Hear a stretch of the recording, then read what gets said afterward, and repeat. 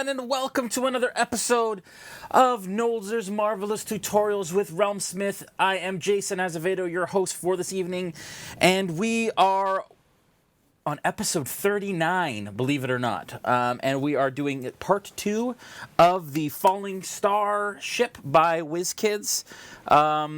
Love to see you all in the chat. Tons of people watching. I know you're all probably stuck at home. So just a huge hello and well wishes and good health and good luck to everyone who's out there. I want to shout out, first of all, our sponsors as usual, Dungeons & Dragons, for having us on their channel and making this happen.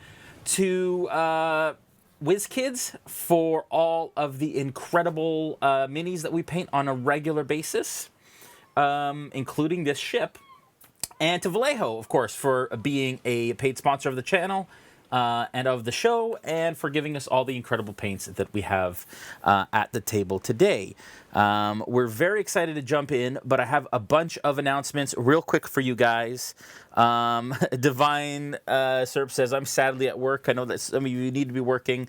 I am currently on self-imposed self-isolation. I was traveling to Gamma Trade Show last week, the week before last, and as per the government's suggestion, I have self-isolated for 14 days. So I haven't seen my kids in 2 weeks. I won't see them for another week. It is not fun, and I know a lot of you are dealing with the same sort of thing out there. But these moments are just as important, if not even more important now, that we're all kind of isolated and in kind of at home and looking for things to do. So again, just want to thank everybody for tuning in tonight and making us your choice for spending your Sunday afternoon with us. Big announcements. Tomorrow night, we are continuing Into the Mist. It is going to be a remote game, which means that all of our players and our cast will be joining us. Wow, it is a mess in here. All of our cast and our players will be joining us via the interwebs and streaming from their homes. We're going to try and do it that way. Hopefully we don't have any issues technically for that, but that is the intended purpose and way that we are going to run tomorrow night's game. That is Into the Mist at the usual time of 7 p.m. tomorrow night, and that is our Curse of Strahd campaign on the D&D Twitch and also on the RealmSmith Twitch. We have, if you enjoy what you're seeing here, if you follow us on the RealmSmith Twitch, this little potion bottle behind me will blink once for purple once for a follow and twice for a subscription. And we are just so super thankful. Sorry, and blue once for a subscription, and that's just a way of letting you guys know that we know you're here, and I can thank you guys for the follows and for the subscriptions. But that has to happen on the RealmSmith Twitch. As well, make sure that you guys also follow and subscribe on the D&D Twitch as well. We are live on 2 different channels, and in order to do that, do it at RealmSmith. I want to thank all the moderators, DC Lasser, as usual. I don't know if Jack's Not Funny's on here, from Dungeons & Dragons, who are incredible moderators. I am in the chat. I have it here in front of you folks. Hello in Manitoba, Ball and Hobo. Yes, we are in Ontario. I will be answering questions throughout the entirety of the stream. If you have a question, write question in caps, and then your question. And if I miss it, and if I don't answer it, then just ask it again. Good afternoon, Tam Good 2828. All right. Let me show you guys some exciting stuff. Is that cool? Like I said, I was in Gamma Trade Show. And Airbrusher, holy cow, gifting tears like crazy. That is amazing. Wow. Have we found any issues with internet speed? Some. So we are not live on Facebook tonight because there is some issues. Please tell me, though, guys, if... That is really great, Airbrusher41. Thank you so much. That is incredible, what you just did there. Really appreciate that. But yeah, let me know, guys, if there's any slowdowns or anything there. I think it should be fine, but just keep me posted on that. I am going to show you some really fun things that I learned at Gamma Trade Show. The reason I was at Gamma was I was there in Reno, Nevada with WizKids and with Vallejo to show off the new WizKids Vallejo paint line, which we are super excited about. And I'm going to show you guys kind of an inside look here. The paint line consists of 2 starter cases. That is the basic starter case. It's got 40 paints in it, pulled from the game color line. The next one is in an intermediate case, which also has 40 paints in it. And so across both of them, it is an 80 paint line, 80 paint line, 80 color paint line with all pulled from the game color line. So same SKU, same numbers, but they're small, little, cute little bottles of Vallejo WizKids branded paint. And basically, what I did was I helped them to curate the sets, what colors should go in both sets, and then also designed all the packaging. So myself designed the stickers for that case, as well as the 10 sets of technique sets, which will be available. Maybe what I will do real quick is I will show you guys a little close-up of this before we get into the rest of everything. So I'll show you all 10 sets real quick. I'll get through them really quickly. You guys can ask more questions about them later. First set is Champions of the Realm, which is basically painting fighters and barbarians. Check out this nifty tutorial by RealmSmith header. So excited about that. That's Champions of the Realm. And then we have Wood and Steel. We have Dungeon Depths. We have Shadow Warriors, which is warlocks and rogues and more. Maybe ninjas too. Why not? Defenders of the Wild, rangers and druids. Masters of the Arcane, sorcerers and wizards. Arcane Elements, which is basically all inks and some paints for painting the clear effects on your unpainted minis. Woodland Creatures, for all of those awesome creatures that are in the WizKids line. Protectors of Virtue, which are for paladins and clerics. And then finally, Flesh Tones for all of your flesh painting needs. These will all come. There are 8 paints in each. They're the smaller bottles, and they will come with tutorials inside by myself, with links to tutorials by myself as well.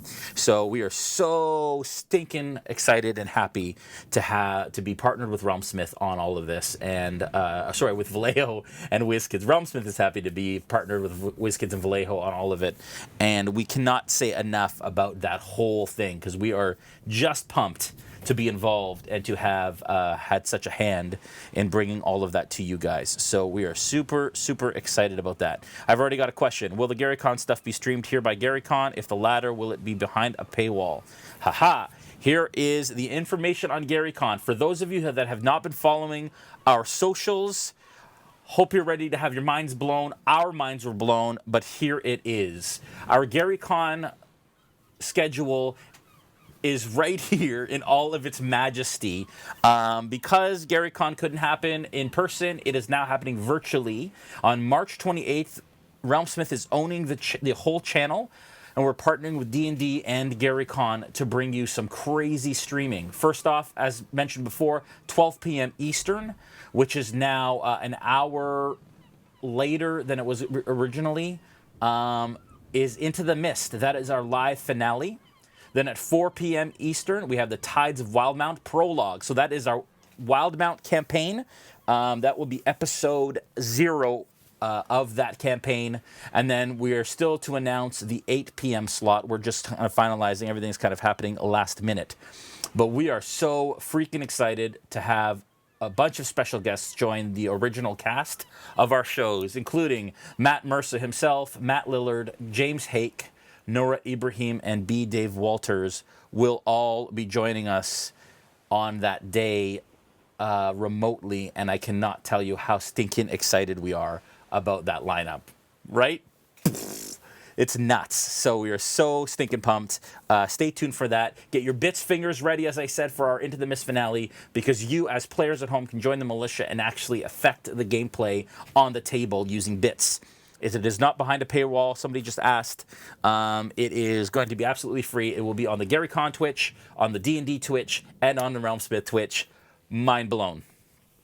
As well, the Friday night, there will be a Cyberpunk game DM'd by Mike Pondsmith himself with a bunch of other celebrities too. We'll be announcing that soon. That will be happening this Friday. And on Sunday, I will be doing the regular Nolzur's time in the regular time slot. We will be painting the young red dragon, which we were supposed to do live at Gary Con for you folks. And I'm so sad that I can't see you all there, but hopefully we'll see you at Origins if it hasn't already been canceled or isn't canceled in the near future. I think that is all the announcements. We have a ship to pay. Oh, no, it's not the announcements. I forgot to show you guys this again. So we showed you this last week at Gamma. They also released a bunch of scenery tufts. So Vallejo has gotten into the scenery tuft business. They've got extra large ones like that. And then they got funky colors like blue. And they've got standard smaller ones like this color. Look at this, like turquoise blue color. They've got pinks. They have reds. Very excited about all that. And these will be available end of April. And the paint line stuff will be available early summer. I don't think what's going on has affected it too much, but they're shooting, I think, for an early summer release on all of that. And of course, as usual, Sirenscape kind of giving us a little bit of mood stuff so that we can feel good and feel like we're out on the ocean on the Wave Chaser, which I can say now. This ship will be featured in our Tides of Wildmount campaign, including our prologue on Saturday. All I can tell you is all of those wonderful cast members will be pirates aboard the Wave Chaser, which, again, mind blown, along with some of our regular cast. Okay, let's jump in, folks, and we'll take it from there. We've got Tools of the Trade, the Falling Star Ship Miniature by WizKids. Of course, you'll need that for this. Vallejo brushes. We got a bunch of them, 0, 1, and a 2. A Vallejo dry brush, some water for washing your paints, diluting your paints, of course. Paper towel for dry brushing and cleaning, and then a paint palette for mixing paints and holding them in general. We don't have a lot of colors, slightly different than episode 1 because we've moved kind of past a lot of it. Heavy sienna, parasite brown for the dark wood paneling. Then we have a heavy brown that we used last time with a pale yellow for highlights on the light wood paneling. Bone white sepia wash for the ropes and such. Black wash for the metal and the dark wood. Then we have some gunmetal and chainmail silver for all the metal parts, of course. And then heavy green and jade green for kind of a cool effect that we're going to do on the hull closer to where the water should be.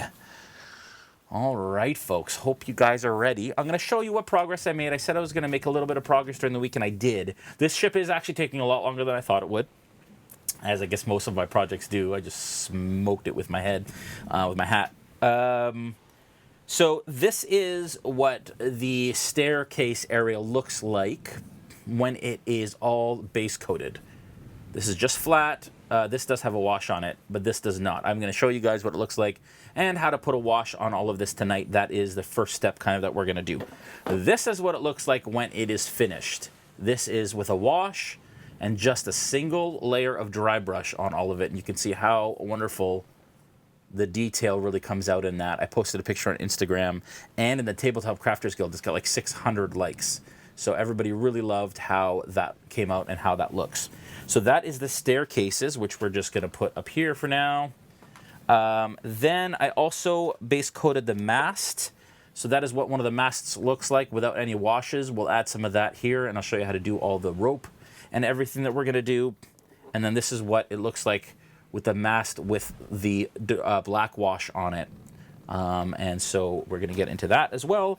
This is cool. So as you folks might know, the Falling Star ship has these kind of cardboard floors. So one of them has a grid. The other one is gridless. I like the grid, so we'll put that in later. But so y'all can see, I went ahead and base coated the entire hull and then I dry brushed it with that parasite brown we were talking about, but that's more or less what it'll look like in the end. I also dry brushed the banister area. This has just been given a wash, so I'm still going to dry brush that with some chainmail silver. I went with the metal color because the pre-painted version I have is all kind of gold accents, and I want it to be a little different than that, so when they're on the table together. And then the back, I did heavy brown with a sepia wash and a dry brush of pale yellow, and that has really kind of popped, and I like the way that that looks quite a bit. All right, so that is that. What we're going to do first, like I said, we're going to do the stairs and let that dry because that's a big, there's lots of wash that we're going to do on that, and then we will go from there, and maybe we'll get back onto the actual ship itself. I'm just going to put it aside for now. Patron asked, give us an example of how to spend bits to attack. That is the question, isn't it? I cannot tell you exactly how that's going to work yet, Patron, because it is a bit of a surprise, and it'll ruin kind of the story. I also base coated a lot of the masts, and we'll deal with those later. Let's put those over here for now. Okay. I can't tell you exactly how to spend bits to attack. All you need to know is that there will be a moment where I will ask you in the game to use those bits to attack, and then at that point, something will happen, and it will affect the actual things that are happening on the table. I can't tell you exactly, but I will tell you every 100 bits is an attack. That's what I can tell you for sure. But it's going to be unreal and so fun, and frankly we lost a lot of money on GaryCon. We love those guys. We were platinum sponsors, so we're so happy to still be involved, but this will help us to recoup some of that money that we lost on the show. Shadestar says, how much time have you spent painting since last week's episode? Just trying to gauge the total time it takes an expert to paint so I can multiply by 5 for amateurs like me. I've probably spent at least another 2 hours at least. 2, 3, maybe even 4 hours since last one painting. There's a lot. Bun already gave. Did you just give an attack? Not yet. This is for the finale, Bun. Just wait. Thank you for the bits. I think you just sent us, but there's an attack. Thank you. We appreciate bits anytime, but the attacking happens next week on Saturday. Okay. So that's funny. All right. So that is the existing one. We are going to move on to this one. First thing we're going to do is we are going to use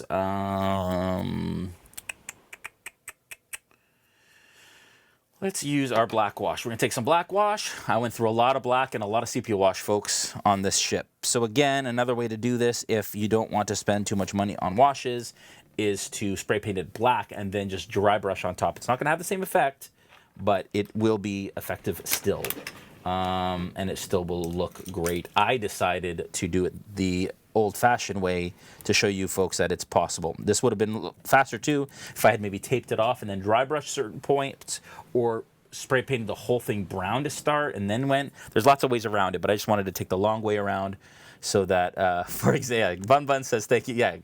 Exactly, that's the way it is. An example of it, Bun just did on our channel. Use a brown spray paint primer. Exactly, Wild Antic. We could have absolutely used some of the Vallejo spray primer, colored spray primers that they have. There's a brown that would have been awesome, but again, I wanted to show you folks how to do it the old-fashioned way, just so everyone there who doesn't have an airbrush or whatever could also understand how to get it done.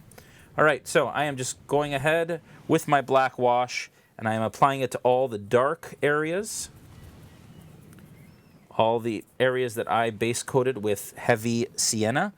I'm also getting all of these kind of metal braces at the bottom of these legs, I should say, I guess, or these posts. And with the wash here, I'm not going too heavy on it. I'm, making sure it is on there, but it will kind of run onto other areas. You don't necessarily want that to happen, folks. And it's also dripping a bit too.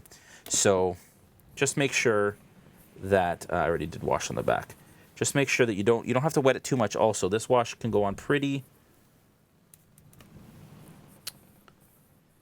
much full strength. I'm going to get the legs. Trying not to get it on the lighter brown. If it does, it's not a huge deal, but I'm absolutely trying not to get it on that part because that will get a sepia wash. And the black does show through quite a bit, so you want to be careful of that. And then if it gets on the heavy brown areas, like the lighter wood, all I do is brush it off. Just take my brush, brush it off, it comes off, and then we're good. So that is how that dark wash looks on there. And that should be pretty good for now. I'm going to put that down just for a sec. And I'm going to go ahead and add, again, what we want to try and do is batch paint. I already have black wash out. I don't want to waste the rest of my black wash. So I'm just going to lay that down for a second. And I'm going to go ahead and add some black wash to the other areas of the miniature that need a black wash so that they can dry as well. I really should have more paper towel down so that I can dry more things, but I think it's okay. We'll make it work. Now, again, I have base coated all of it just to kind of get ahead. If I was doing this on my own, I would have base coated all of the heavy sienna, so the dark wood brown areas first, then put the wash, then added the heavy brown so that I'm not getting the black wash on the heavy brown. But again, I'm trying to save a little bit of time here, move a little quicker, and just get it ready so that we can do as much as possible on the show. So you folks kind of understand my process a bit, but there we go. Black wash.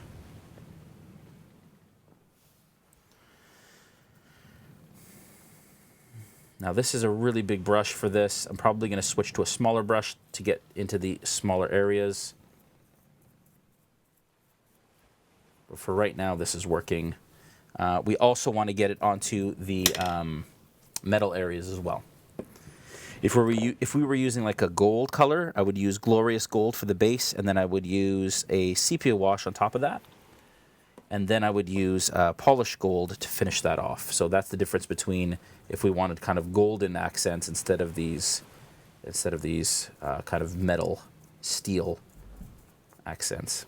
Again, I wanted steel mostly because I wanted it to be different than the other ship that I have that's already the pre-painted version of the Falling Star ship. And again, the reason I called it the Wave Chaser is because the ship that is being featured in our campaign is called the Wave Chaser.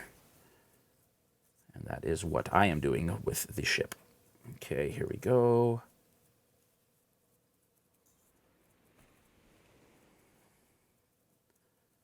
I'm trying to be kind of careful with it again. I don't want it to go onto the ropes.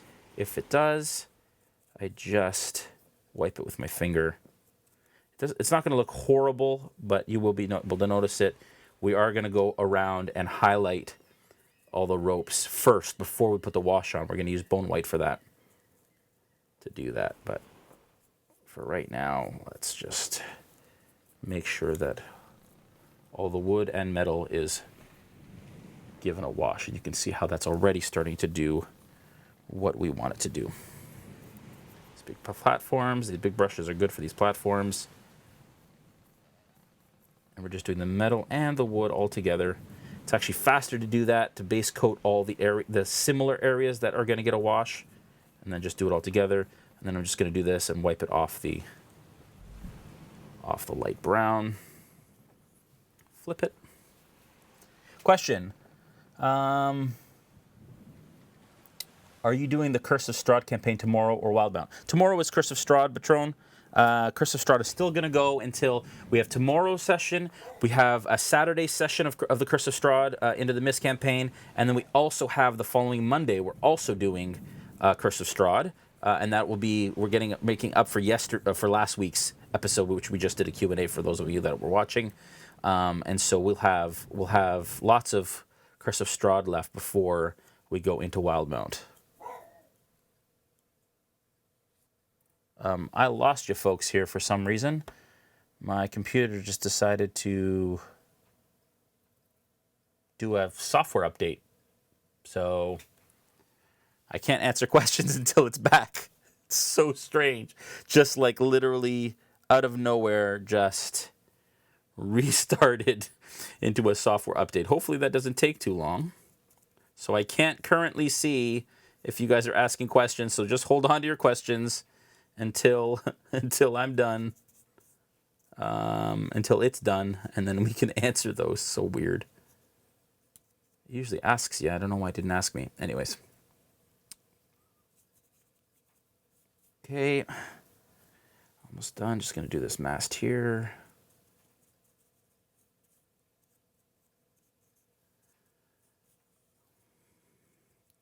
This may take a little while with this update, so we'll see. That's why Sirenscape died too. This is the computer that runs all of that stuff, so just really random.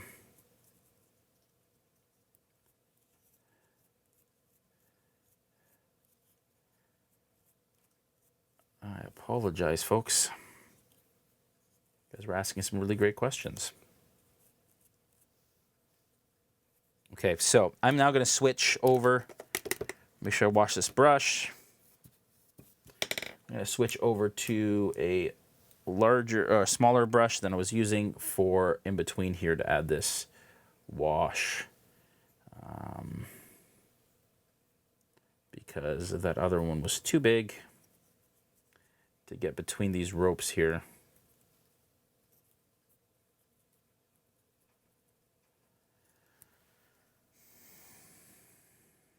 Like I said, hopefully this update doesn't take too long. I can try and get on Twitch on my mobile here, but I won't be able to see both streams, so let's just give it a little bit of time. Okay. This is the joy of live streams, folks. Technology just sometimes decides to do things.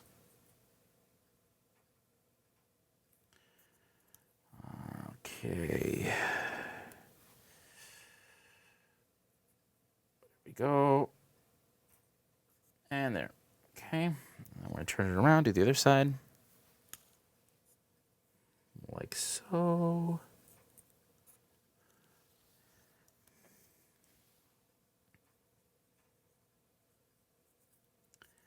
Yeah, I'm just wiping off that black wash off of certain areas. It's not a huge deal because we are going to dry brush and use a wash on the ropes, but I just don't want it to be there as much as possible. Okay.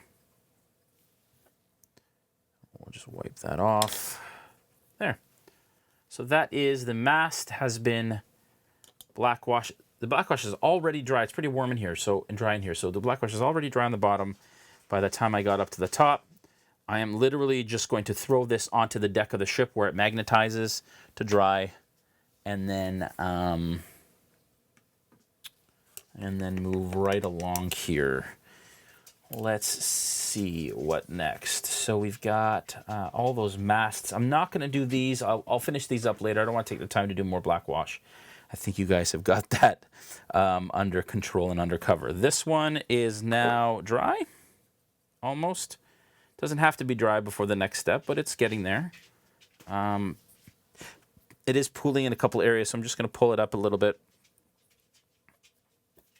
and just kind of make sure that it's not going to really pool up in any corners. That's good. All right, a little sepia wash here now. Actually, this is what I'm going to do first. First thing I'm going to do is do the ropes. So I can do all the sepia washing all at the same time. I'm going to add a little bone weight here to the palette. I'm going to get my little dry brush. So in here, I'll load my brush, wipe it off, and then basically what I'm going to do is it's a dry brush slash overbrush. And what I mean by overbrush is that it's basically just a wetter dry brush. What I'm going to do is on these ropes, I'm just going to do this. Basically run the side of the brush along the rope against the against the detail, so against the grain, which means basically running it like this, not along, because I don't want to get it into the recesses, but you can see how that looks really nice. It's too bright now, obviously, so the intention is obviously then we add a sepia wash to it, and it's going to look like this really cool aged rope, which will also separate it from the light wood areas. So we're just going to do that on all the ropes. I actually really enjoy this part. It's a lot of fun. Sometimes you do have to go with the grain. Just be careful with it when you do.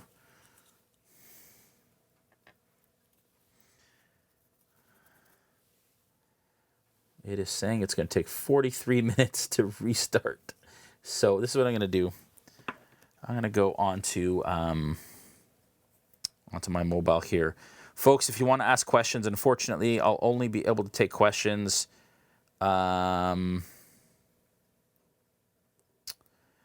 unfortunately, I'll only be able to take questions on one channel. So maybe DC Lasser will keep an eye out on the D&D channel, and I will monitor the RealmSmith here for questions. So like I said, if you have questions, folks, I'm getting volume here. That's not good. I don't want volume. I don't want to hear myself talk. There you go.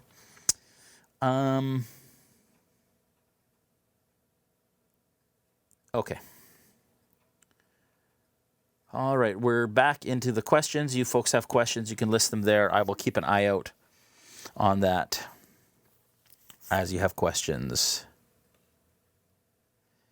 I just said, hey, everyone. Nope, I can't. Hopefully I can see the chat. If you guys on the RealmSmith Twitch just want to say hello, just to make sure that I can see what's going on. And make sure that it is, that I'm getting chat here. That would be good.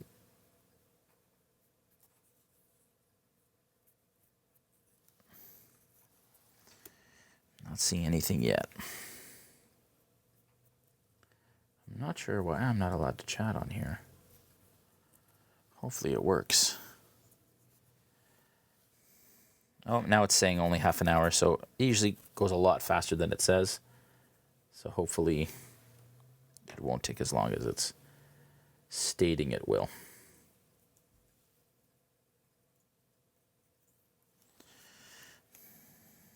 I'm so stinking excited for the GaryCon streams. A bit of a dream coming true to play with some of those folks, so really pumped. As you can see, I am doing a bit of more of an overbrush. Like I said, it's more of a wet dry brush, and it's just catching a lot more of that detail easier. Basically, just not wiping as much as I would, wiping as much off as I would for a dry brush. Also, try not to catch other areas because you don't want to do that. You don't want to catch the mast, which I am in some spots. But I'm trying not to, or the platforms, for example. Looks a little messy now, but it'll look really nice when we add that wash.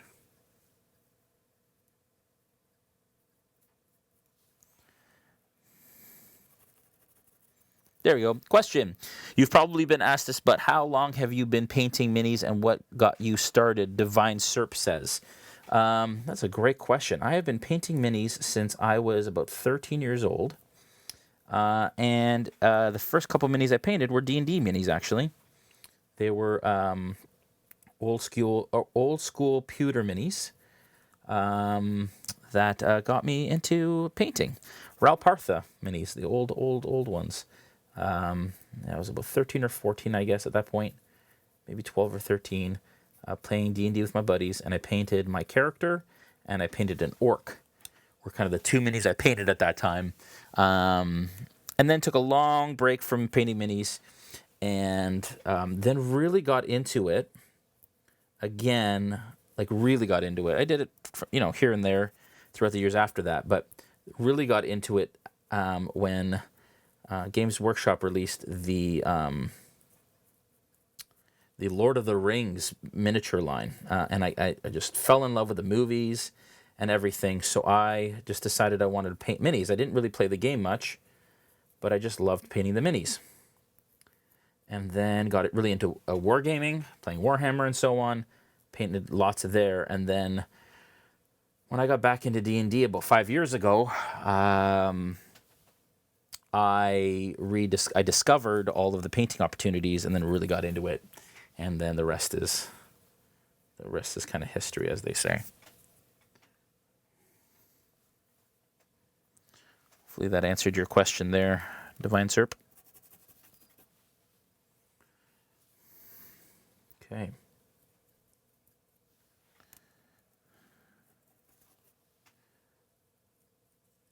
Okay.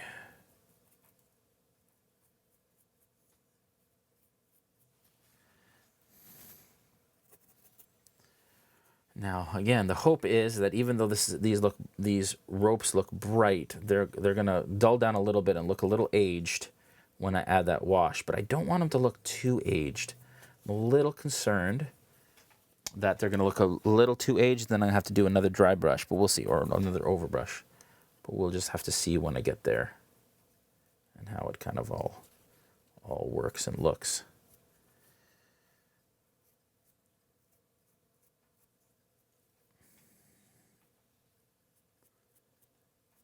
I do want them to look different than the platform color, which is also a base of heavy brown, but using a different highlight color is going to really help with that.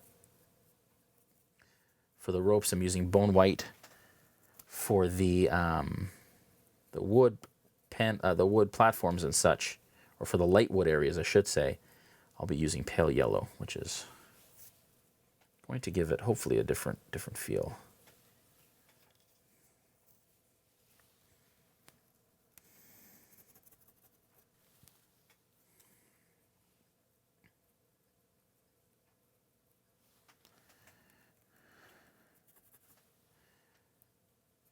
Well, we're almost there on the update. That's good. I'll be back with everyone soon. Question, can you use a homemade black wash like the one from Black Magic Craft? Of course you can. You can absolutely use. I mean, I use the Vallejo one because it's readily available and ready to go and all of that stuff. But absolutely, you can just use any acrylic black wash, add water to it in certain amounts, and go from there. The black wash that Jeremy does from Black Magic Craft is a little different because he uses it for crafting and for stabilizing or strengthening foam. And so he mixes a Mod Podge with a black paint to create this black wash that basically is a primer as well for the materials that he uses for crafting. Very cool. You can check that out. He's got a great channel. That's Black Magic Craft on YouTube. Good guy too, and a Canadian to boot. So you can check out his stuff. Black Magic Craft. He's one of the guys that that got me started.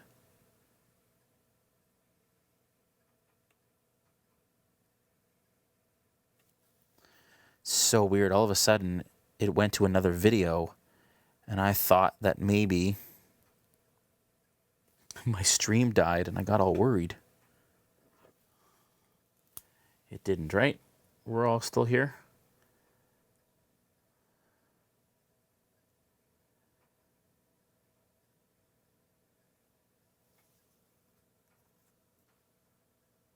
Yeah, we're all still here. So strange. Scary for a second. I'm a little worried about internet bandwidth, especially for the games next weekend, because we have really great service here, great bandwidth.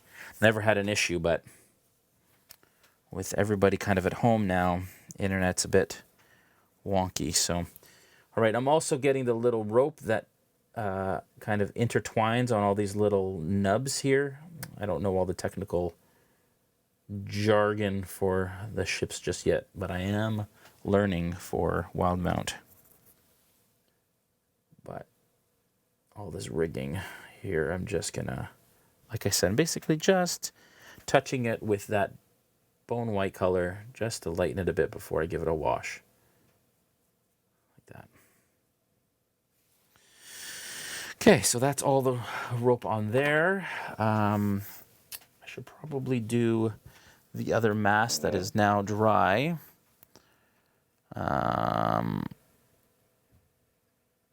Can you see me? I can see you, Patron. Hello.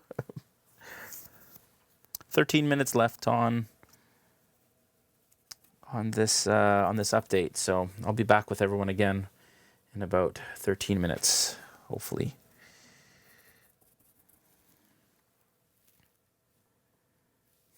I see you, Patron. Hopefully you can hear me.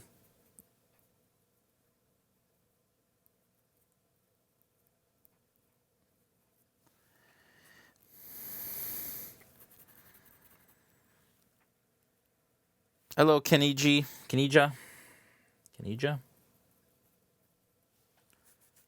Welcome, everyone. Hopefully everyone is healthy and staying at home. I know things are different in all parts of the world, but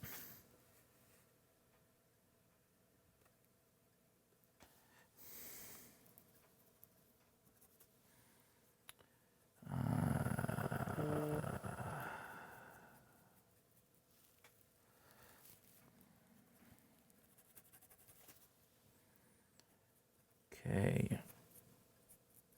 There we go.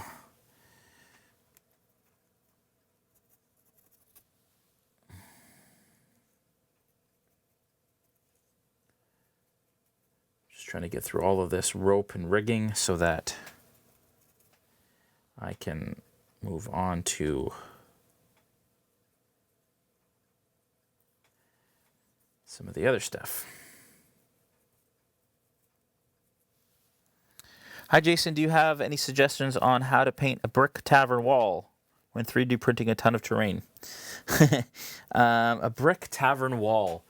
So I've done some terrain stuff, some tutorials, but basically dry brushing on any of that stuff is your best friend. You absolutely want to make sure that you are dry brushing your tavern wall. It really depends on what color brick you want to do. Please, if you can give me kind of some information on what effect or what result you're looking to get, because there are so many different colors of brick and types of stone and all that kind of stuff that maybe I can give you a bit more of a helpful tip. But for me, I think it's quite important to dry brush as much as you can and find a good way to base coat, whether it be with spray or something like that. If you're doing a ton of terrain, that really helps. I did a ton of Dwarven Forge painting, and yeah, it would really help to have, bulk paint, either spray or whatever, to be able to paint it all really, really quickly. Larger brushes help as well, especially when you're doing a large surface area. All that kind of stuff. Okay, I think we're back, folks. Let's see here.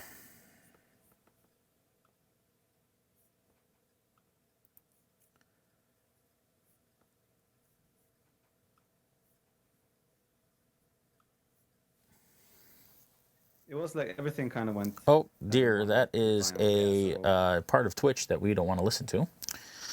And all of my volume muting has undone. Okay, so I am back on the D&D Twitch. Woo! And I will be back on the RealmSmith Twitch in just 1 minute here.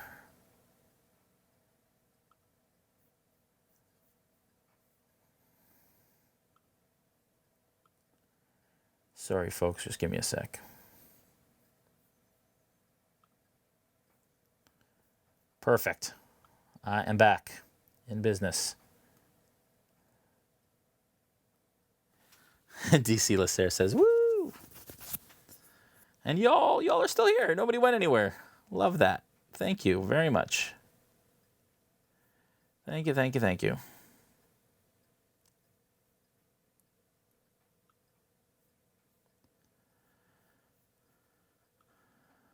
Okay. Again, if you have a question, write question in big caps. So,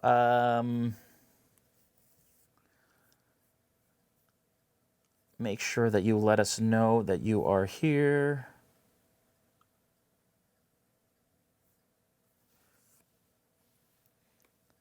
And also, if you enjoy what you're watching, be sure to follow the D&D Twitch channel as well as the RealmSmith channel. And if you follow the RealmSmith channel, you will light up this little potion bottle to my left, just over my shoulder here. It will blink.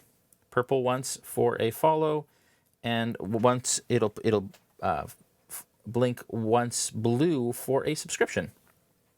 So thanks, y'all, for doing that.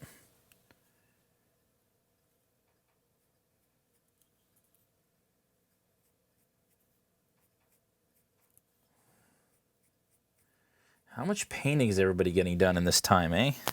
If you're home, you're out of work, maybe you're working from home, but in the evenings, can't really go out anywhere. Are you guys making a dent into your unpainted minis?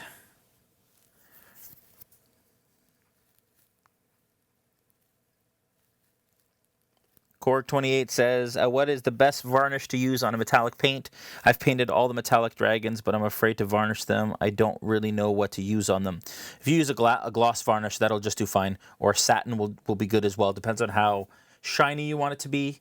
But either one of those will do. Don't use a matte varnish, because that will dull it quite a bit. But yeah, that's what I would say. Either a satin or a gloss varnish will do.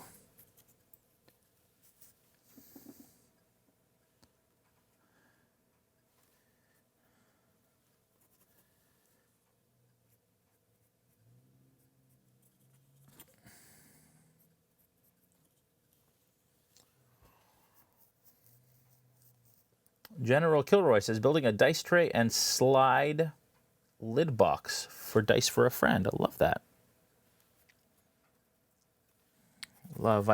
Before we got Elderwood Academy dice trays for our stream, I built some dice trays just from kind of a wooden painting canvas, basically, which was just all solid wood that I got from the dollar store. Put some felt in it. It was a lot of fun. Actually, I didn't do a video on it. I should have at the time, but I love a good dice tray. So many fun collectible items in our game for D&D. I just love the fact that there's just so much that's readily available for people to kind of get their hands on and have fun with.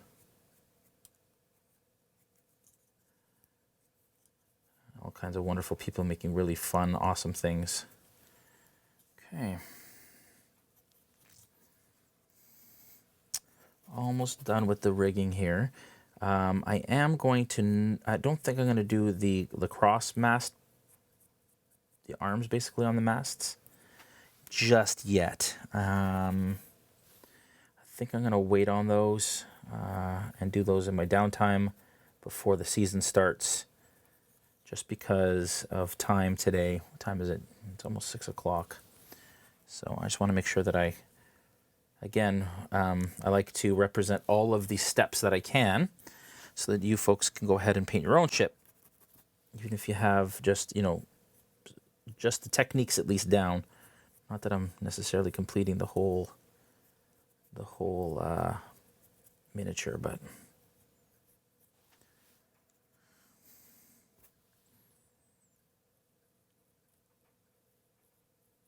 okay.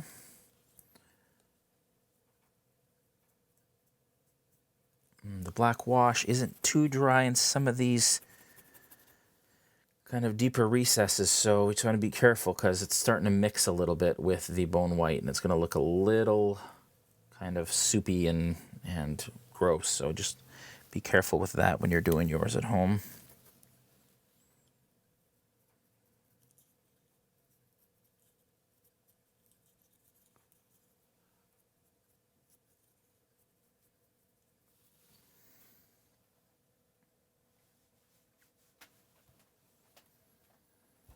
Hey, Melanie from our Into the Mist campaign is online.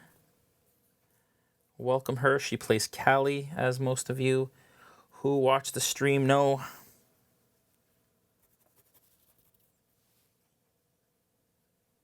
She also has very good taste in men. Well, now.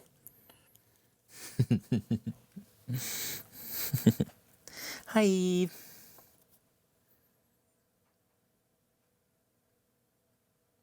Kyburn says, hope you're doing well in your self-quarantine, Jason. Thank you. It has been a bit rough. Ain't gonna lie. Pretty lonely. I'm a people person. I love to be around people. That is how I recharge my batteries. And so it's hard, especially my kids and Mel, and it's just hard to not be able to see anybody, or frankly to be able to play our game has been really rough, because that is something I absolutely look forward to every week, and to not have the folks here, the RealmSmith cast here on Monday nights has been tough, to say the least, for me. It's a highlight of my week, and that has unfortunately been taken, but hopefully we'll be back sooner than later. God, who knows how long this thing is going to last. So we make the best of it, right? My self-isolation ends on Friday, just in time for our game on Saturday. We have not decided whether or not we will play in the same room or not. Probably not, depending on what everybody's saying, but we'll see. All right. Here we go. I am done on the ropes. Next will be the washes. So now, for the sepia wash, we're going to go ahead and add that to all the ropes and all of the light wood areas. I really liked the way that this kind of worked out. I'm very happy with it. I'm going to use a bit of a larger brush just to get through this a little quicker. Actually, you know what? That is too large. I'm going to go ahead and just throw this on this banister real quick, just to use the wash that's already on the brush, and then just wash that off. And you can use this technique for any wood, really, that you do. It doesn't necessarily just have to be this ship, of course. But you can see, as I add this wash, how it kind of ages this rope, gives it this really kind of warm color to it, and finishes it off really nicely. It'll just seep into the recesses and do its work, which is exactly what I was looking for. Aha! And when that dries, it's going to look really nice. Remember, folks, when you add washes, which are intended to add depth and shadow to your miniatures, just remember that they do dry matte. So I'm probably going to have to go back and brighten some of the metal up with chainmail silver afterwards, but you can see how that's starting to look. I am watering the sepia wash down a little bit. The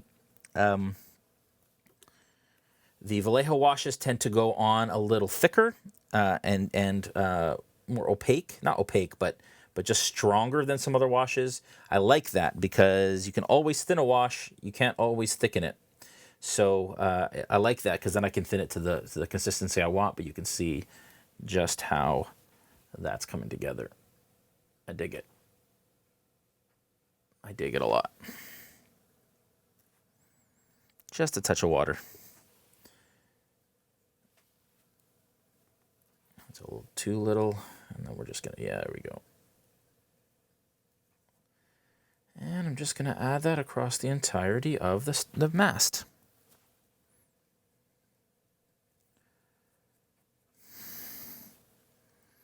Hey man, 25-year DM from the old days. I want to get back into painting mini and stuff. Any suggestions on where to get the paints and miniatures I need? Great question. That's from Gray Pilgrim 007. So the WizKids in Vallejo, if you go back and watch the VOD version of this episode or last week's, I showed off kits that WizKids, which makes the miniatures, and Vallejo, which makes the paints, have teamed up together to bring a paint line to go with the WizKids unpainted minis. What I'm painting here is an unpainted mini, as well as a lot of the stuff that we use on our show. An example is this druid that I painted a couple episodes ago from WizKids. But where you can find all of that stuff is find a local game store that carries RPG or gaming, tabletop gaming supplies or items, and they will help you to find exactly what you're looking for that way. WizKids has a great line of unpainted and painted miniatures that you can use for your D&D game. That's what we use a lot of, so you can check that out. Vallejo is also, other than in the kits that are coming out in the summer, they're also available separately, and we have a lot of tutorials on our channel to show you how to paint a lot of those. So if you're just getting started and you want some help, RealmSmith can kind of help you with a lot of that, so check that out. Hey, Bruno, how's it going, buddy? Tavern Dog is here, and he still has the cone of shame, folks. I'm in self-isolation, so it's very difficult to get out and take him to the vet. Oh, Bruno. So we're just kind of waiting out his eye situation to see if that's not annoying at all. He's basically, what he's doing is he's trying to scratch his neck with the cone of shame on, and it's not really working out for him as well as I think that he intended it to. Hey, Bruno. Not working out so great, hey, bud? Poor guy. I'm just so thankful that he's here, though, so that I have some... So I'm not totally, completely alone.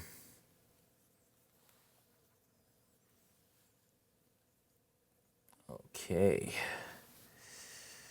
Adding some sepia here, right across the miniature. Thanks, WizKids, huh? What are the dungeon dressings made of nowadays? Lots of different things. WizKids has a bunch of dungeon dressings that are available. Some of the you can get 3D printed stuff. You can get Dwarven Forge. I mean, there's tons of stuff. But WizKids has just come out with a really great dungeon set, affordable dungeon tile set, which I think is going to be available soon, if not already. Bruno, buddy. And that will be made available really soon by WizKids, and you can check that out as well.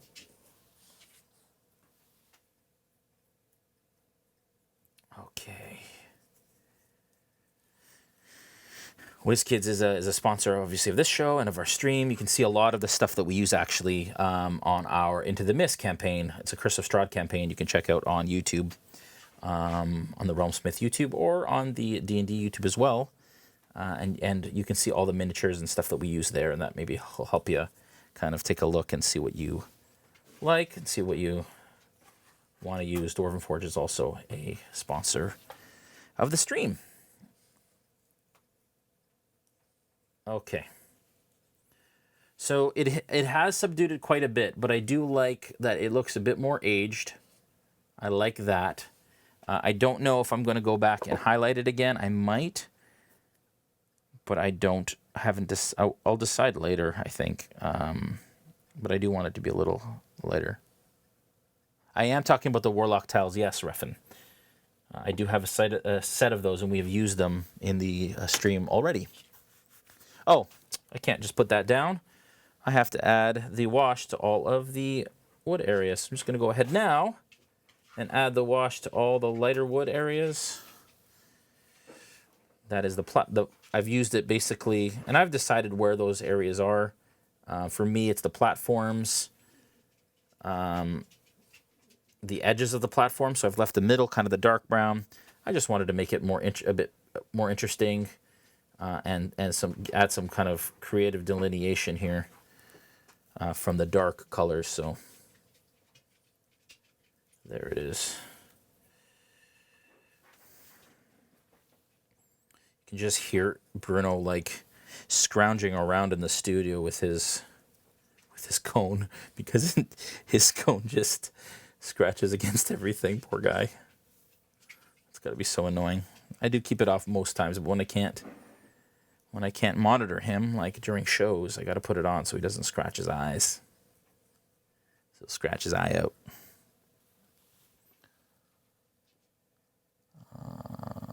Just want to make sure I'm not missing any questions.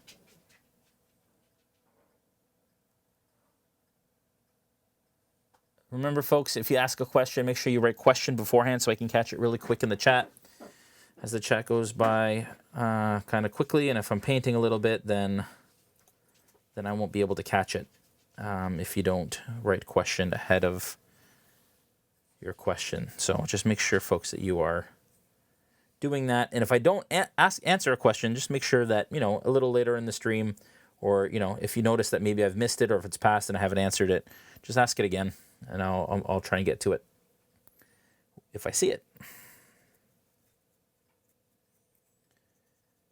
Okay. Really like how this sepia wash is affecting this heavy brown color to make this wood look really cool. Looks kind of worn and deep, like heavily varnished as a ship kind of would be to become kind of waterproof. Love it. Love it, love it, love it.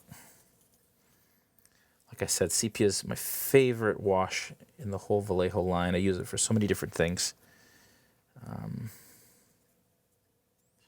And light wood like this is absolutely one of them. You can also use it for like leather. You can use it for bone. You could use it for like scrolls, or purity seals, which are common in another game that I used to play. All right. Okay. Bottom half.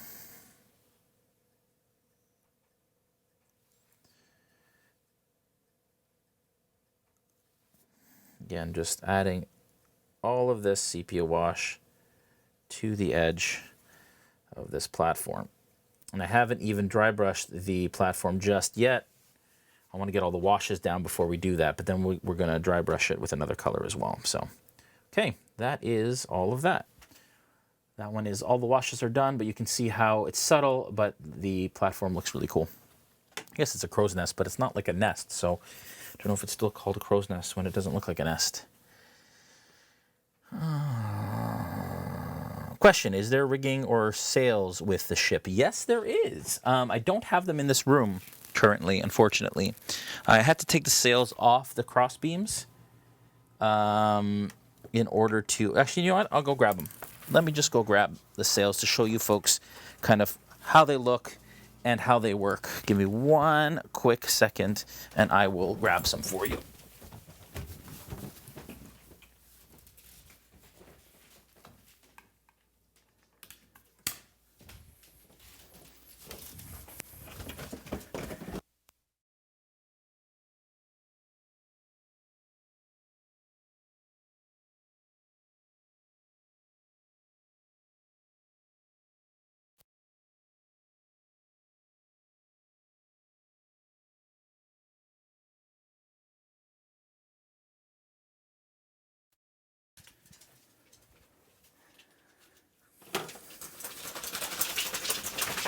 Okay, so this is how the sails look. This is the pre-painted mast, so from the pre-painted version of the Falling Star ship. And it comes with these really cool kind of like canvas sails. That is the pre-painted mast, and this is the progress on our mast. It's a little different, but still very, very cool. And then we're going to, and then this is the mast I took off of my ship, and it took some doing, but I basically had to take these beams and slide them out one kind of loop at a time, and then they'll slide right back on after I'm done. Hello, Jack's Not Funny, glad you're here.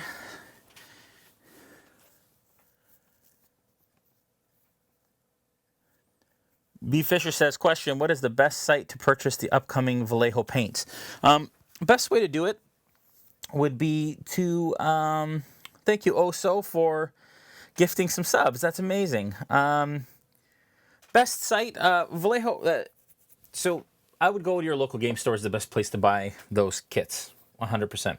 I don't know where they'll be available online, maybe Amazon, but, especially after what's going on in the world, folks, if you have a local game store near you, please support them. They're feeling it really bad right now because a lot of their business depends on people coming into their stores. And right now, that's not happening. So just make sure, folks, that you give them some love after this whole thing is over and we're on the other side of it.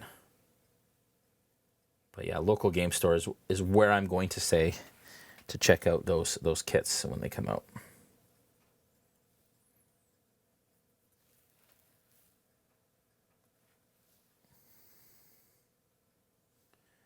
Okay. Yeah, and if you guys want to play D&D and your group has had to kind of like take a hiatus, like ours kind of has right now, look at the DC Lasser and Jackson Funny. We're posting about Roll20 and Fantasy Grounds. They're online D&D applications where you can play from the privacy of your home.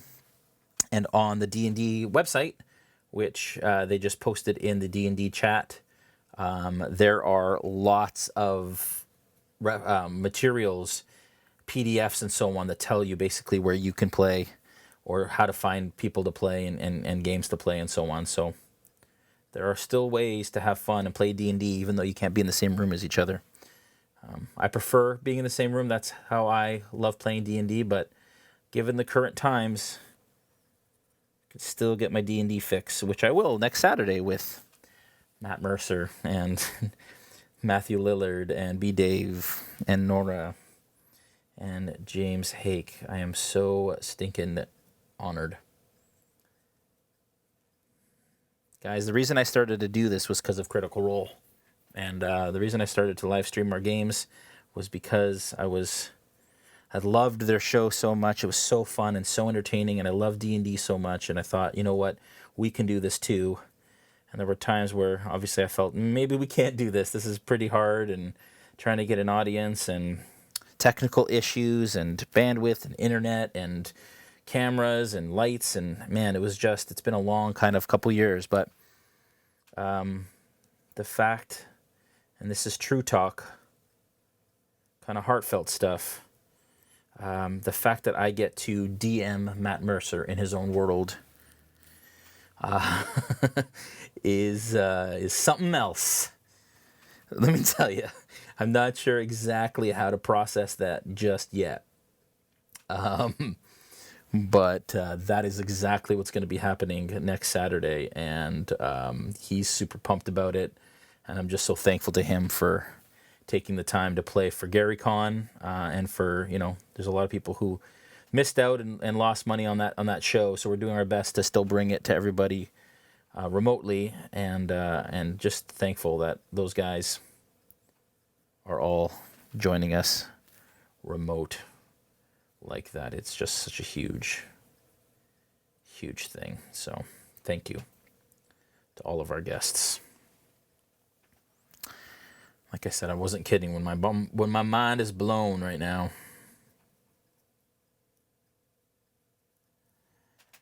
So crazy.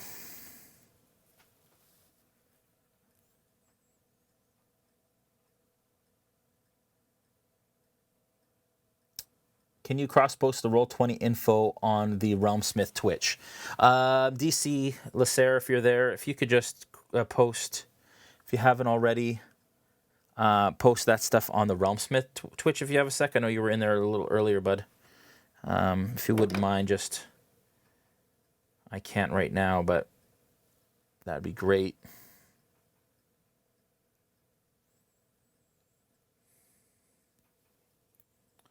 Thanks, bud. Okay. All right. Now I'm just going to do all of the ropes. this as I did on the other one. Just real quick here.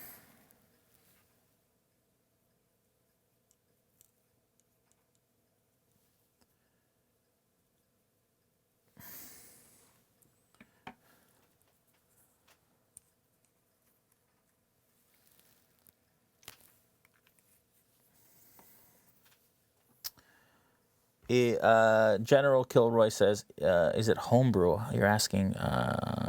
Oh, I see. You guys are talking about Roll20 and stuff. Cool.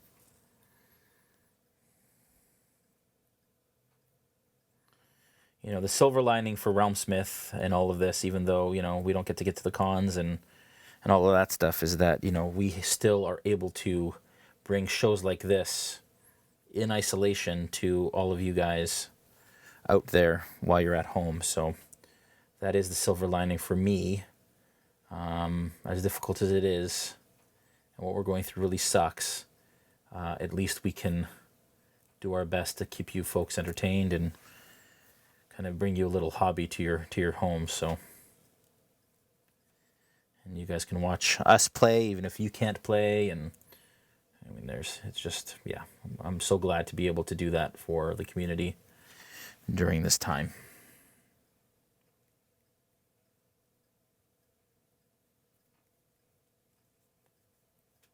Okay, getting close here. I do like that the rope does look brighter than the lighter wood, which is what I was going for, what I was hoping for, with the kind of bone white overbrush that I did. So that's positive.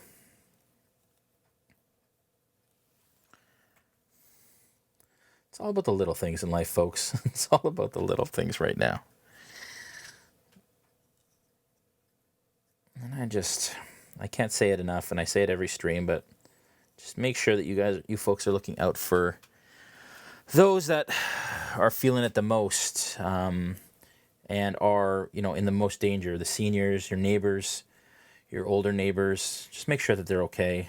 Keep an eye out for them, an ear out for them, because it's those people who, you know, are older and are in the most danger that really need our help right now. So.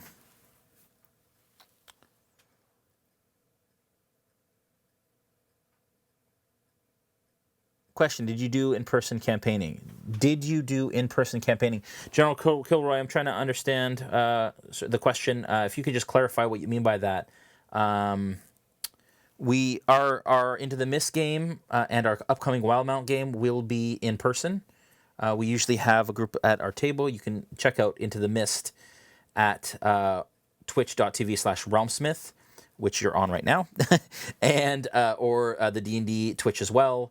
And we do have a home game that we live stream, and that is our Curse of Strahd campaign. And then we also have a Wildmount game, not also, but we have a Wildmount game coming up that will be in the same time slot that will go for 3 to 4 months, which is Wildmount based on the new Matt Mercer Critical Role world, which we will be running for the next 3 or 4 months, and then we'll be back to Curse of Strahd again just in time for the fall, and coincidentally for Halloween, which made a lot of sense for us. Okay, that one is now out of the wash. I'm going to just toss that onto the ship. And now we have this thing. So this one's going to take a little while to add that wash to. But do we do that, or do we finish up the masts? No, let's do this. It's fine. So again, this is going to take a lot of wash. The hardest thing of this whole project is all of the kind of banister slats, rods, poles, whatever you want to call them. I used to know what those were called. Those are, I'm going to call them posts for now. Those are the hardest to paint because they have so many sides, and so it's not easy. But if you have a big brush like this, it's a little easier to get in between there, and just make sure that you get your wash into the recesses and around the whole thing. Make sure you get it under the banister as well.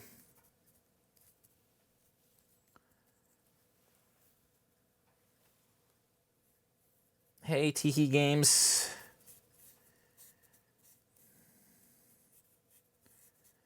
All right. See? And this is just, you can see right when you add that wash how that detail comes out in that wood. It's just so cool. Love it so much.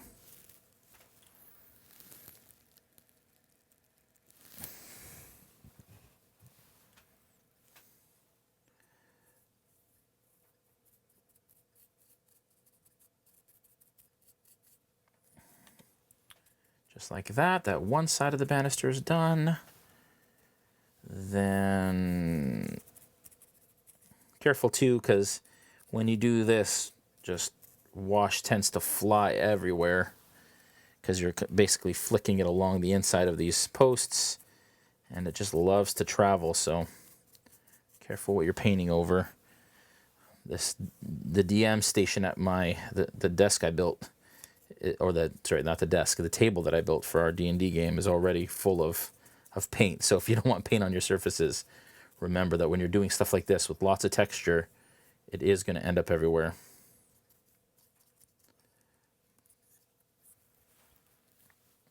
And then we're just going to do the top of the stairs, and then we'll turn it around, do the bottom. Just want to make sure you get the wash in all the nooks and crannies, and then it will settle on its own once it's kind of in there, and it'll seep kind of to the edges and into the recesses.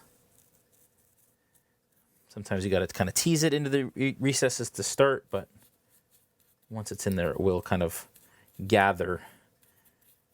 You don't want it to pool too much, but you definitely want it to gather in those recesses. That's the point, is it adds shadow and depth to the miniatures. Okay. There we go. That is kind of one side done.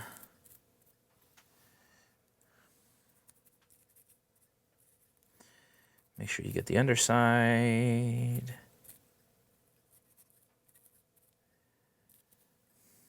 Did not get the underside of this.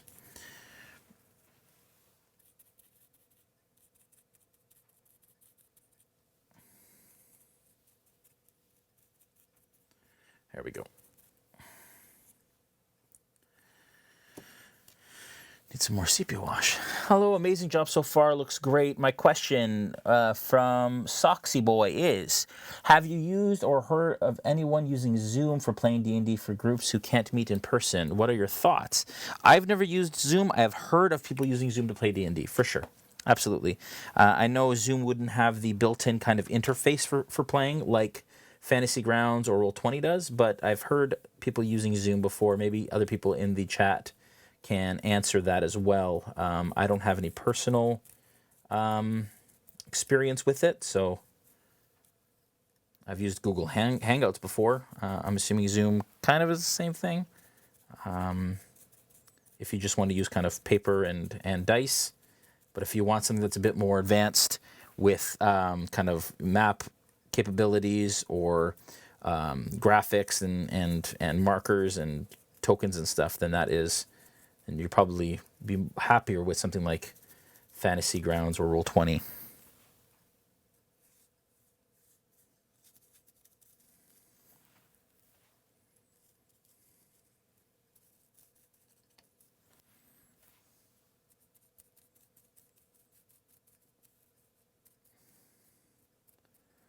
Okay. All right.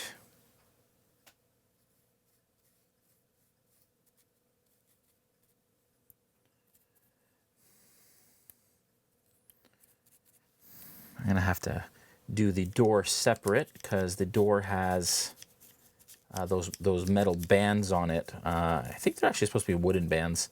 I looked at the pre-painted one. I realized, oh, wait, I think these are made of wood. But I like the way the metal looks, so it's fine. I don't regret it. I'm going going to have to do a black wash on the metal bands, and then this sepia wash on the rest of the door.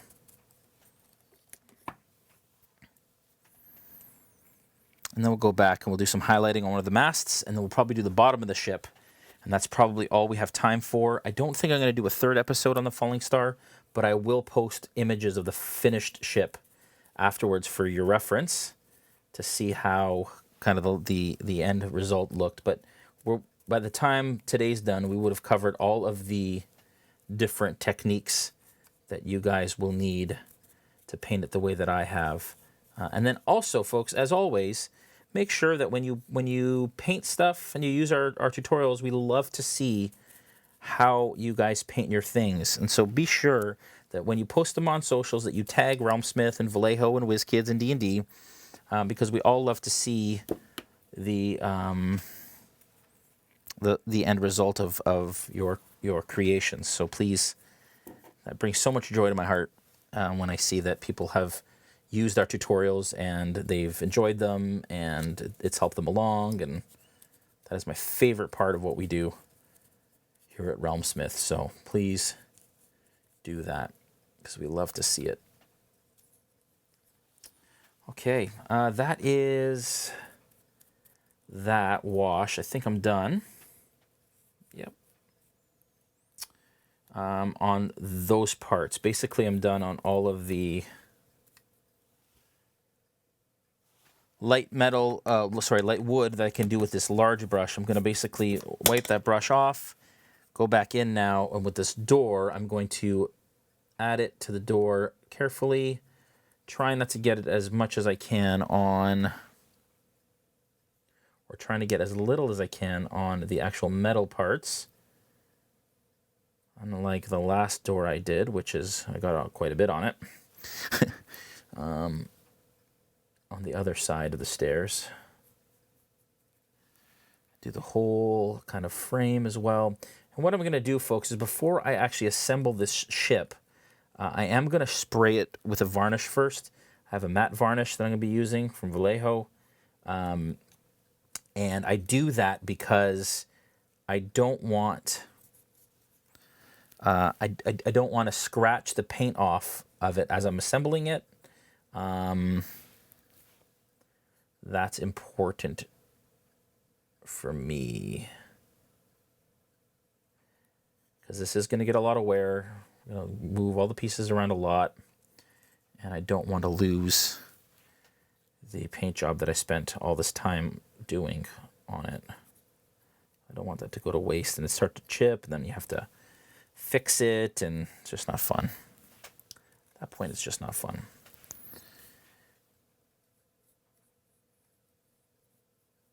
Okay, almost done.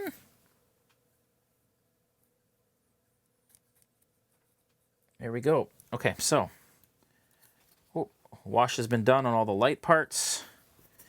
It is seeping onto the metal there, so I'm just going to wipe that a bit. And then I am just quickly going to use some black wash for the metal on the door. Real quick like. Just so that can all dry and be ready to go. Going to paint it like that onto the hinges, onto the handle. Try not to get on the rest of the door.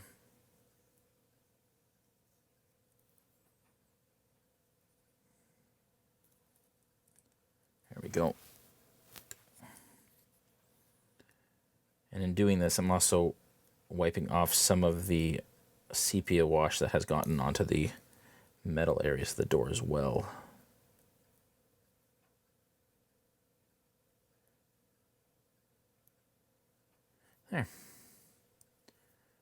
There it is. Okay. Putting that down, taking a breather.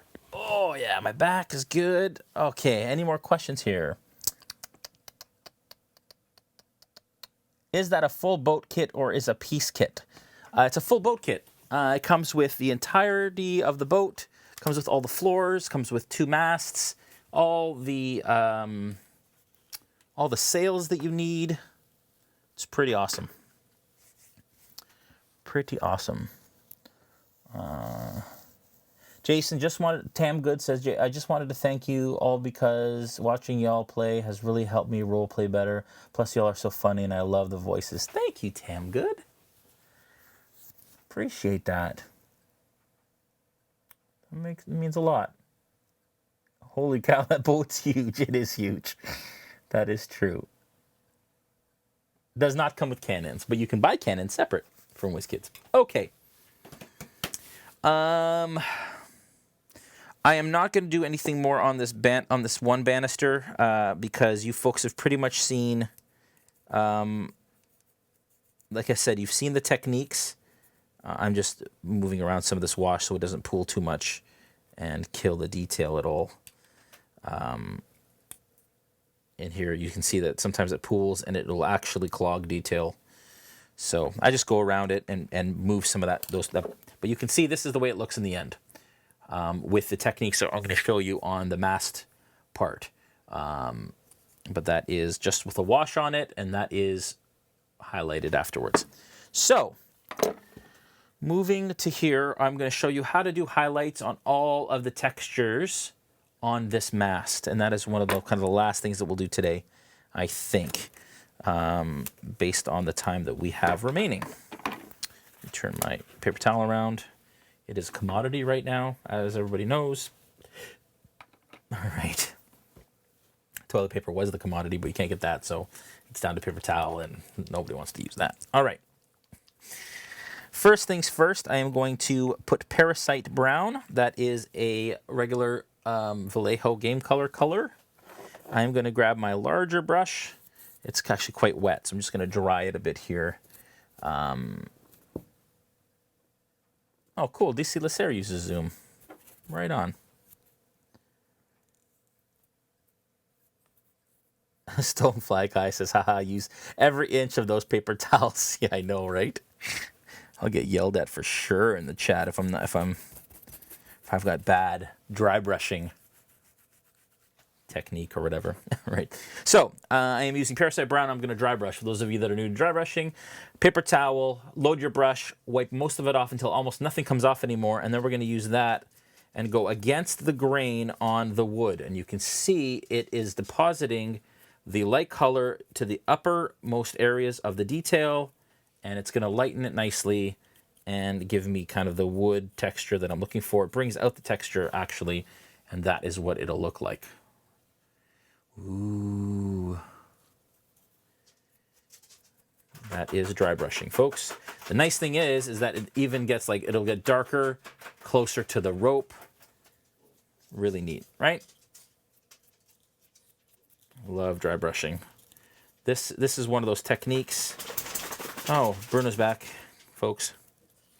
I'll use this brush for the larger areas, and then I will come back with a smaller brush in some of the smaller areas. But there we go. I want to be careful not to get this though on the ropes, which is why I'm going to use a smaller one, because you can even see here that I started to get it on the rope and it's starting to darken it too much. I don't want that. So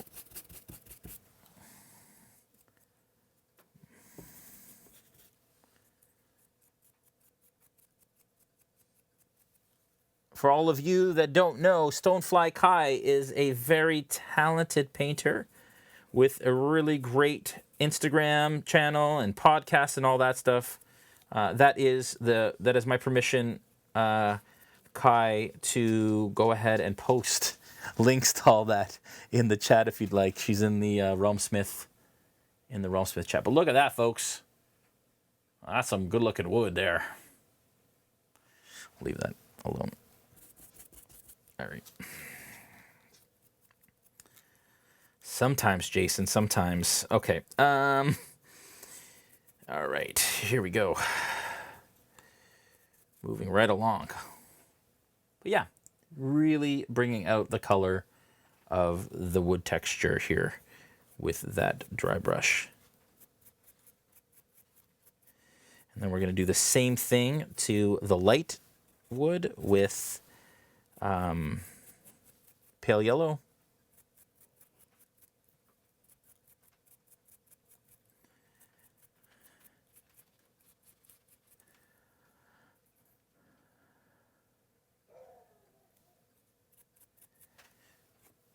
Oh, you're so welcome, Kai.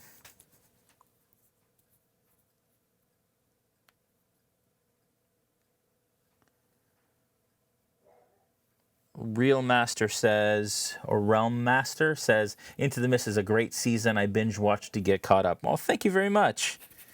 We're very, very happy. We have a great cast. We've worked a lot over the years on our production, and I think we've finally gotten to the point where we're proud of it. And it means a lot that you guys watch it. So thank you for everyone for watching. I'm excited for tomorrow night's episode. If you haven't caught up, folks, you can do that on our YouTube VOD. I don't know if you'll be able to by tomorrow, but that is, if you wanted to get caught up, that would be the way to do it. Okay, so you can see the wood texture now on this mast really come through. I'm going to just switch to my smaller dry brush and do the same thing in the kind of smaller areas, or in the tighter areas, I should say, of the ship here, just so they don't look super dark without that highlight there.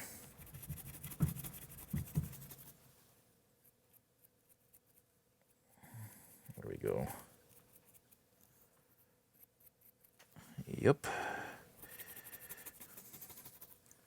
Now this area in here is a little bit more difficult because that is wood, but then there is also metal. This is why, if I had done this kind of on my own time, I would have done the metal after the fact, after I did all the dry brushing. So just a note of caution, if you are doing this on your own, sometimes it helps to do all of the dark color of the brown and then wash and dry brush that, and then come back, do the lighter one, same thing, and then come back and do the metal. That's how I would have done it if I wasn't kind of trying to show you folks everything at once. I think there is a couple more spots up here. Oh, I forgot to do the platforms. Oops.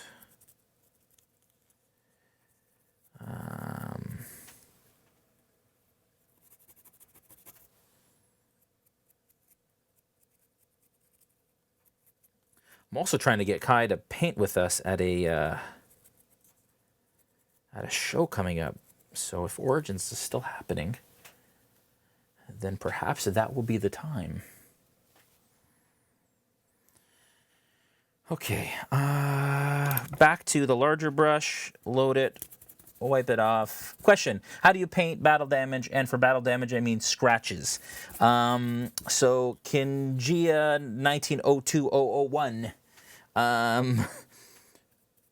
Sorry, folks, I'm just using that Parasite Brown on this platform here, just dry brushing it. It's cool because it looks like it's kind of like the light's hitting kind of in the middle, darker around the edges. It's exactly what I want.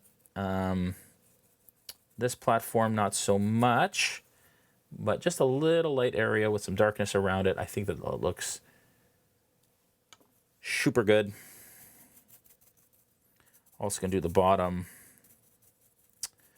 How do you paint that battle damage? What I do is especially when I used to do kind of wargaming and stuff, what I do is I'll do or armor, do a dark scratch, so a dark color, like a dark brown or a black, and then do a light highlight along the bottom of that scratch with a lighter color of the metal or whatever, and that will make it look like a gouge. That's how I typically do battle damage. The other way, too, is to stipple it with a sponge or with a brush with dots, basically, and then as well highlight under it to look like gouges out of that material. That's how I've done it in the past, and it's worked well for me. Okay, that is the dark brown color done on this mast. I'm going to go ahead and wash this brush. Kai says, I'm into paint if Origins happens. Sick. How do you paint battle?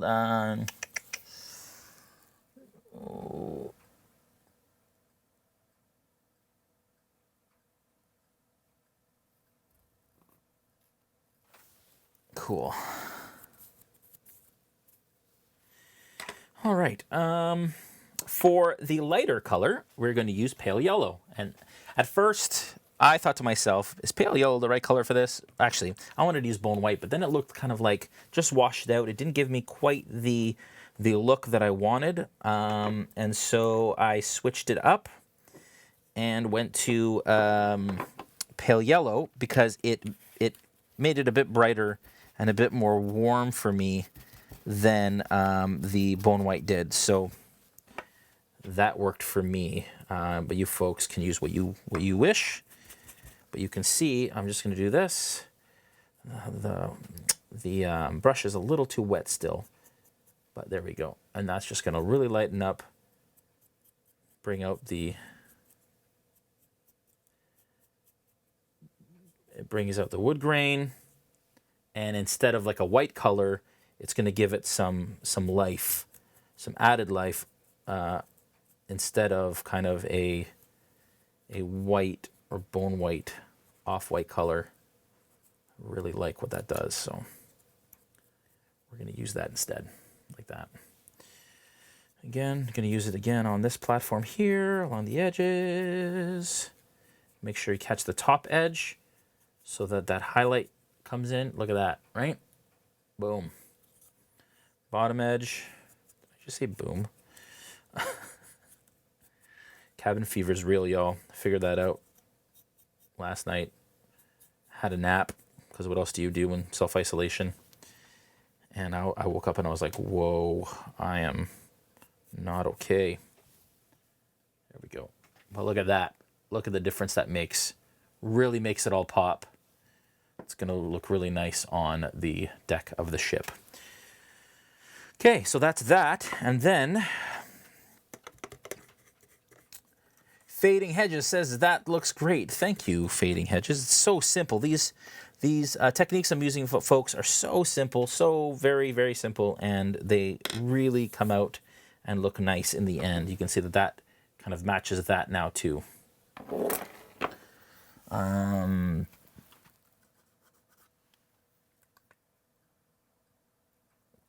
What is your preferred method of painting large blocks of color? With a large brush. One of the biggest things that I find is that it is way easier to paint with a large brush, or it's quicker and better to learn how to paint with larger brushes and then move down only when you need to. You save a lot of time because people want to use the smallest brush possible, and they think for minis they need to use a 0 to get in there every time, and that is not the case, folks. Use a bigger brush until you are forced to use a smaller brush for smaller details. This is chainmail silver. I am using for the metal areas. I'm going to load my little dry brush, wipe most of it off as usual, and then I'm going to go in here and I'm just going to highlight all of these metal areas. So same as what I was doing with the other stuff, I'm just going across, lightly brushing it on, and it's just picking up the highest detail of some of those areas. I'm going to do that on these plates and all of these kind of bands that are around the, I don't even know, the unpainted version. These are all just kind of wood colored. I don't think it makes sense that they're metal, but I think it looks better that they're metal, just because it adds a little bit of texture differentiation for the mast, and I think that that's important. So I've decided to go ahead and make it metal, even though I don't know if it should be. I am definitely going to highlight this part here. Like that. And then I am going to be very careful and highlight kind of the metal spots in between here, all these little metal plates that exist. I'm being very careful. It is putting like silver kind of flecks, because you get glitter off the silver color when you dry brush, but that's okay. But folks, I am going to call that mast done. I think it looks all right. I think it's going to look really nice on the ship next to all of the other things. Actually, the only thing I'm going to do is there are pretty big nails or like bolts in the side of this. I've got some chainmail silver here on my palette, so I might as well just go ahead and pick some of them out here. I'm just going to do this. Maybe go around. And just the larger ones. There's a lot of nails in this boat, in this ship. So if I were to pick out all of the metal, that would take me forever. Sorry, all of the kind of the bolts or the nails, but I'm just going to do it in the areas that matter the most and you can see them the most. So literally I'm just dotting these in those areas, not being very careful. I just want to kind of highlight to let it look like there are metal bolts in there. Like that. And it'll just give the idea that there are some other kind of metal textures in this thing as well. And do it in the other platform too. But these are kind of like the bigger spikes. I wouldn't do anything smaller than this, I don't think.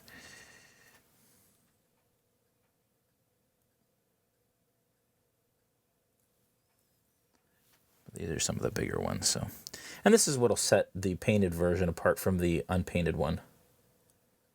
The unpainted one is great, but this one will have a lot more kind of intricate painted details. Well, it should, anyways. Okay, so that's the mast.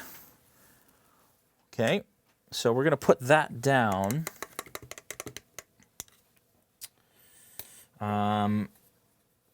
What time is it? 6:41. I think I'm gonna grab the ship now, take both these masts up, and I'm just gonna show you here the difference between the final highlighted mast and just the one with the wash on it. You can see the difference pretty clearly, and how much that dry brushing really does. And then I'll show you the unpainted mast and the difference there. So you can see kind of what we've added to that as opposed to the pre-painted one.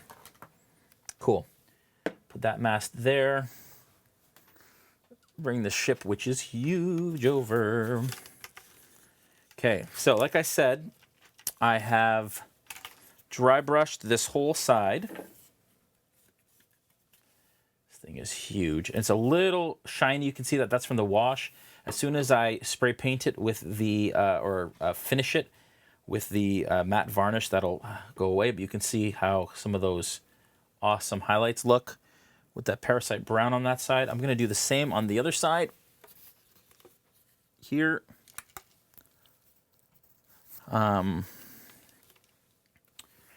Real quick. And then, yeah, I think that's what I'm going to do. Yeah, let's do that real quick because we have 15 minutes left here.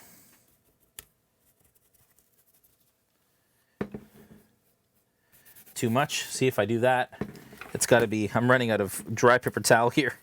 But it's got to be really subtle, folks. You don't want streak marks.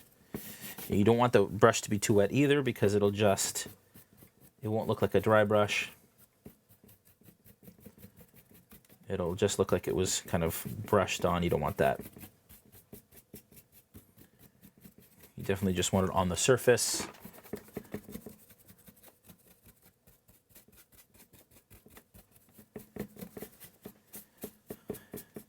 Going against the grain. You saw I went with the grain there for just a second, but that's okay. Going against the grain here, all the way around to the back.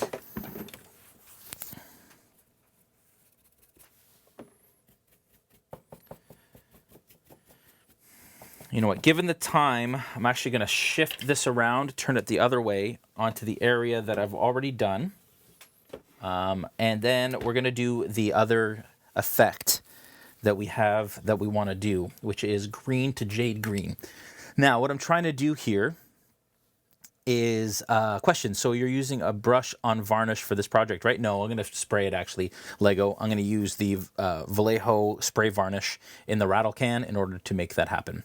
So I'm going to use heavy green, which is an extra opaque paint from Vallejo.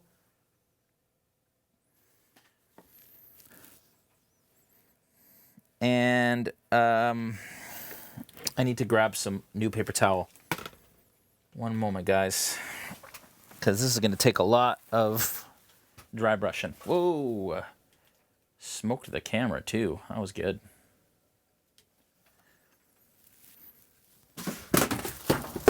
I'm okay. All right. Jeez. Isolation has my brain not working. Isolation. All right. Okay, so heavy green. Here we go. What I'm going to do, what I want to do, and I may ruin this ship doing this, but it's always nothing ventured, nothing gained, right? So basically what I'm trying to do is I am trying to make it look like the reflection of the water on the bottom of the ship, as well as maybe some algae buildup. So I'm going to load my brush here with some heavy green, and I'm just going to subtly dry brush it on the bottom, kind of just bottom inch or so, inch and a half of the ship, like that. And this should look like there's a little algae buildup. Again, it's been in the water a long time. Do that right across, even on the little, even on the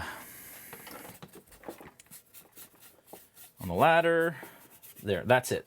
Real subtle, real light, so that when it's on the table, it looks like there's a little bit of green on there. I'm going to go a little bit further up the ship here.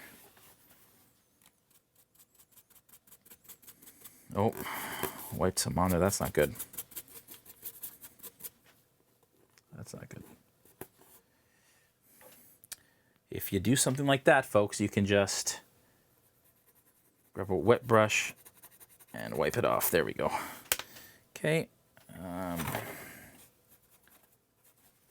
Again, I'm just dry brushing here.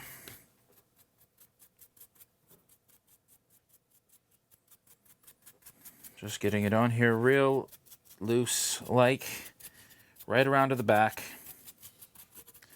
And again, I'm looking, oh, sorry, I'm not even on camera. I'm making it look like the reflected water and potentially some algae buildup. I don't even know if this would happen necessarily on the ocean.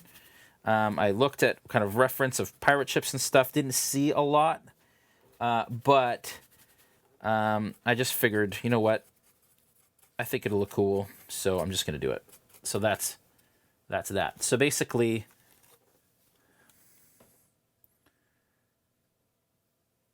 that is kind of, so far, the look that I'm going for. Now, once I've done that, and I think that already looks pretty cool, I'm going to grab some jade green, and that is just a game color green color.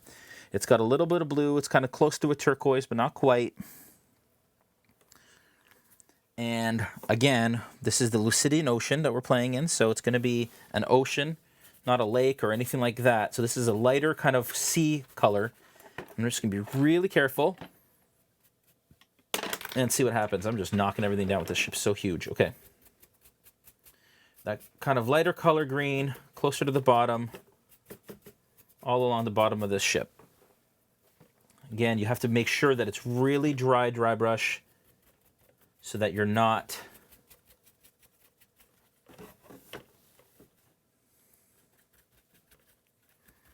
and then the hope is when you guys are watching the stream and we have it kind of on our ocean kind of table base, that it'll look like it's taking some of the color of the ocean onto it. I may even do some blue here, some subtle, maybe even some turquoise color. But I think that looks cool. Very neat. I'm also going to do it on the bottom of the metal, I think. I think I want to do it kind of along the edge of the metal statue here. I'm not going to do the darker green. I'm just going to do the lighter one. But look at that. So now it looks like the ocean is reflecting onto the metal of the statue here. Just right on the edge. Remember bottom edge, because it would catch it would catch on the bottom edge of this.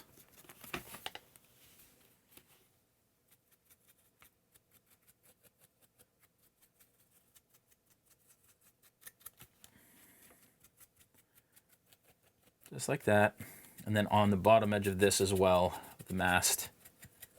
And I'm basically going to go around the whole miniature, and anything that kind of faces the ocean floor, I'm going to do that. And then maybe even some lighter highlights later. I love how that looks there. That really works. And I think it's just going to add a little bit more interest to this mini than would typically be just from kind of leaving it browns or wood colors.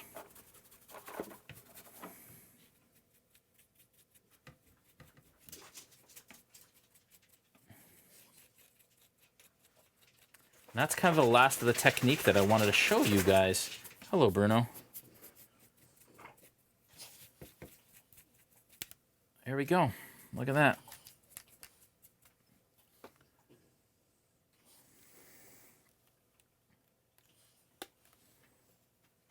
So yeah, so that is what it's going to look like. I think that that will add a little bit of interest to the table. If you guys can see that from here, it's such a big ship, it's hard to show all in frame. But I'm going to continue this offline, and then you guys will see it on the table. Let me just show you real quick how it's going to look if I add the base kind of deck, and then I'm going to add my little stairs here. I don't want to push them in totally because I don't want to wipe off all the paint before I get a chance to finish it, but kind of like that. Look at that. Very cool, right? And then our finished mast coming along, right? And then let's